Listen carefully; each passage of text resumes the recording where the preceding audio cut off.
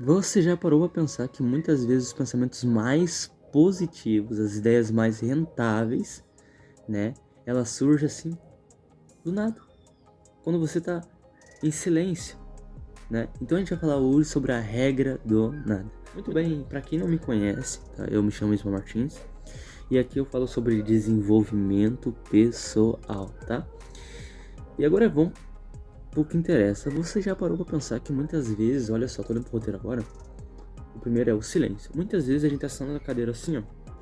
E muitas vezes vem aquele pensamento que muitas vezes como acabar de ler aquele livro, como aumentar o salário, como fazer mais dinheiro. Às vezes vem pensamento assim criativo. E só por você estar em silêncio, né? Eu não sei se você sabe, o próprio Bill Gates, ele tira uma semana para pensar. É tão interessante isso, porque quando ele tira uma semana para pensar, quando ele volta mais criativo. Isso é tão interessante. Sabe quando você estava sentado assim, do nada, e sabe, 2, 3 dias, ou até um dia mesmo, e viu aquele pensamento assim que você tirou pra pensar, e aí você colocou em ação e viu o resultado? Exatamente, porque você estava em silêncio. E o silêncio assim é muito importante. Eu faço assim, vem pensamentos assim, até de escrever roteiro. Então agora a gente vai pro segundo. Pensamentos vêm. E aí quando você tá em silêncio, esses pensamentos vêm. E aí você só colocar em execução, né? Eu já vi vários youtubers, né? Tá em silêncio assim. E quando tá em silêncio ou sentado em algum lugar, veio pensamentos e ele foi lá, escreveu o roteiro e colocou e o vídeo bombou. O canal cresceu. Então às vezes a regra de não fazer nada, só tá em silêncio, funciona muito bem. O terceiro passo, você vira produtivo. Esses pensamentos viram produtivo, como eu tava falando. É interessante isso. Então você tá lá sentado, veio os pensamentos, né?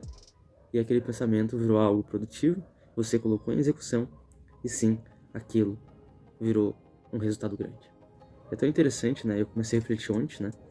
Já vi várias pessoas falando sobre essa regra, só que ela funciona só quando você coloca em prática, é muito fácil. Sabe quando você tá, quem sabe você tá nervoso aí, ansiado? Tira um tempo pra pensar. Tira um tempo pra pensar. E você vai ver que essa regra ela vai funcionar muito bem. Quem sabe o que você tá fazendo é só um pensamento. É só um pensamento. Sabe quando a gente tá nervoso, triste, e você tira pra pensar, de repente você pensa, nossa, eu vou tirar um passeio, vou passear agora.